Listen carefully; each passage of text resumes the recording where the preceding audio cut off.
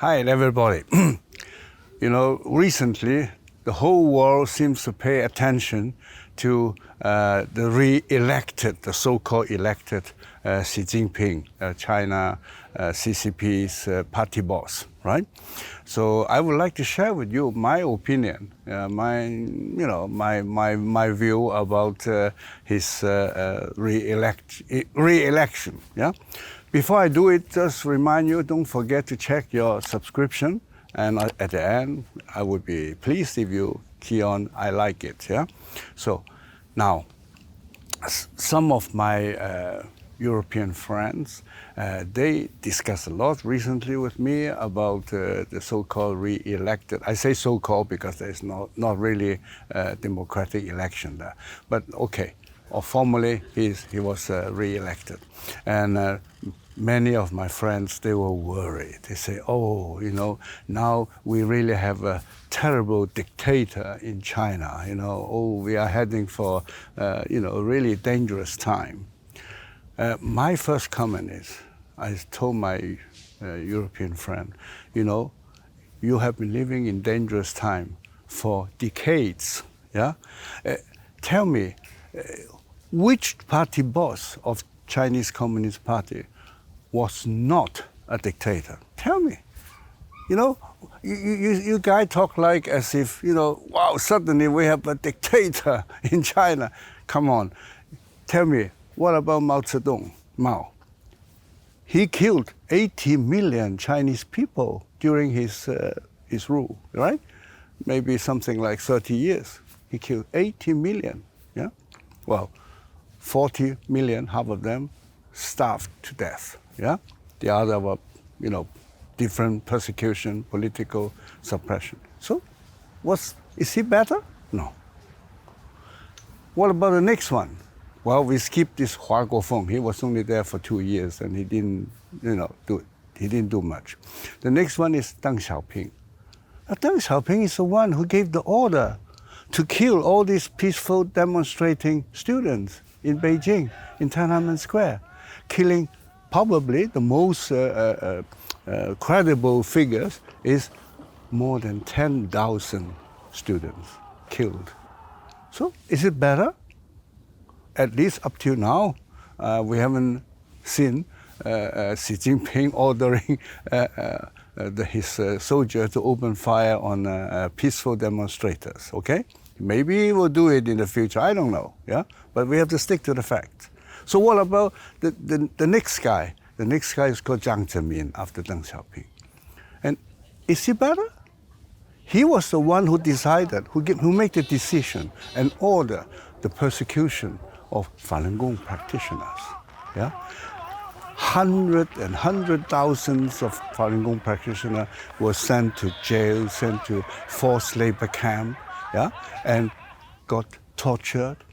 And a huge amount, we don't know how many, but a huge amount is in the tens of thousands of Falun Gong practitioners became victim of a systematic, big-scale organ harvesting. Is it better? Is it not an act of a dictator? So, now what happened after Jiang? After Jiang officially came Hu Jintao, who is the guy who was, so to say, carried away from the 20th Congress of the party, right? Now, this guy, during his 10 years rule, actually, he was not the real boss because his previous boss, or the party previous boss, Jiang Zemin, actually refused to give up his power. And he was so strong, and he has such a strong power base, within the country, in economy and politics, So this Hu Jintao, he could not do what he really wanted to do. So he was just a puppet in a way, yeah? And that's why he actually hated Jiang Zemin. So during his 10 years, basically the most important decision was still made by Jiang, yeah, the one who persecuted Falun Gong. So, and by the way, to talk about personal atrocity of Hu Jintao, before he became party boss, he was the boss. He was the party secretary for Tibet. And during his rule in Tibet, many Tibetans, Buddhists, and monks and everything got killed, got persecuted, got tortured. Is it better? No, it's not better, right?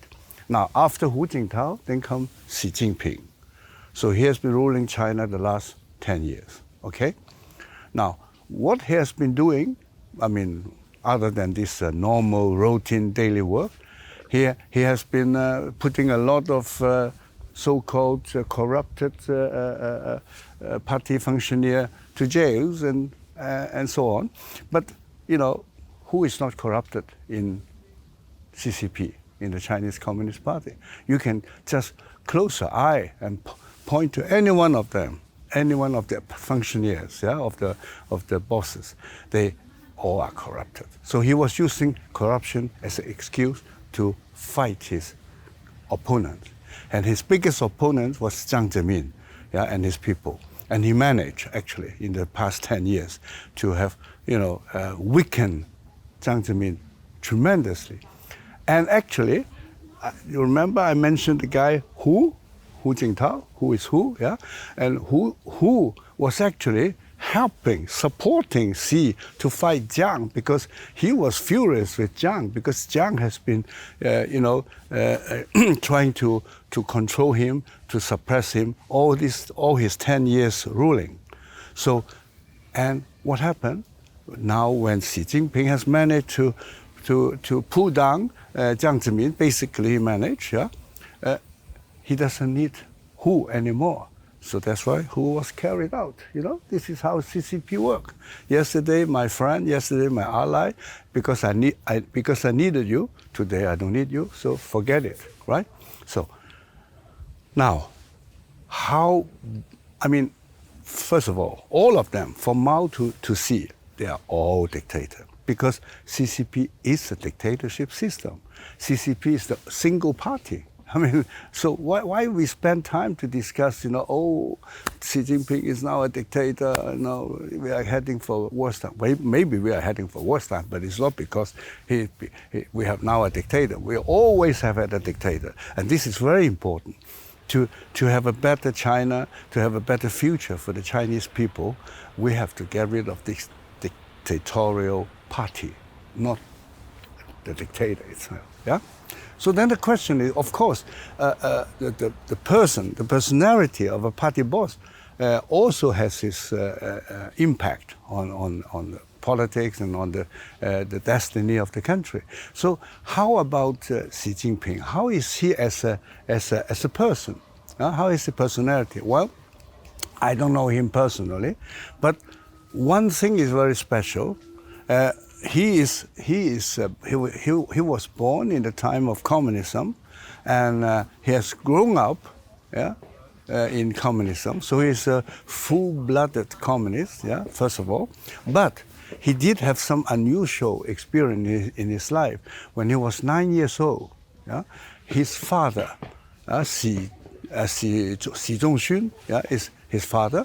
His father was a very senior party boss, one of those who, so to say, were there from the very beginning of the Communist Party for some almost 100 years ago, So, and his father, because of a very moderate critic against Mao, he was just have the opinion that Mao's great leap forward, sending all people to make steel instead of making food, can lead to a serious economic problem. That was the only sentence he said.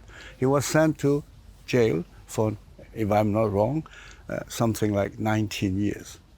So the poor Xi Jinping, as a 9 years old, according to the documentary I have read, he has a very good relationship with his father. When he was a favorite son of the father, and suddenly he lost his father.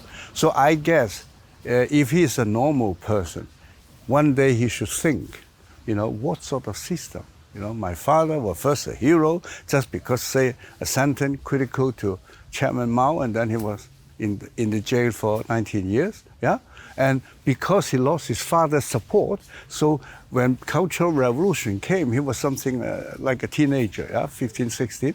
He was then sent to the countryside to work. But of course, in the same time, he is really, as I said, a full-blooded communist, born in communism, grown up in communism. Now, one very special characteristic of communism is they want people to have a so-called higher party moral, or you call it party nature. The party moral, the party nature should always be higher than your human nature, you see? And I believe Xi Jinping was brainwashed during his childhood and youth and all the way up. So probably it looked like that he has a strong party nature. Yeah?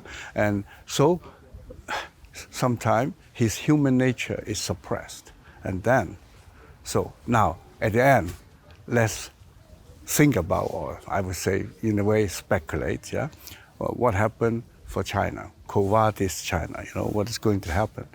I would say if the human nature of Xi Jinping come up again and, so to say, prevail over his party nature, his party moral, then China may have a better time. Yeah? He may even turn around and really make some change. But if his party nature keep dominating, then I'm sorry, Chinese people will have to suffer. But, like everything, when the darkest time is there, meaning the bright time will come soon. So this is what I believe for the future of China, the Chinese people, and the future of the world, because China has a big impact on the world. Thank you for today. See you next time.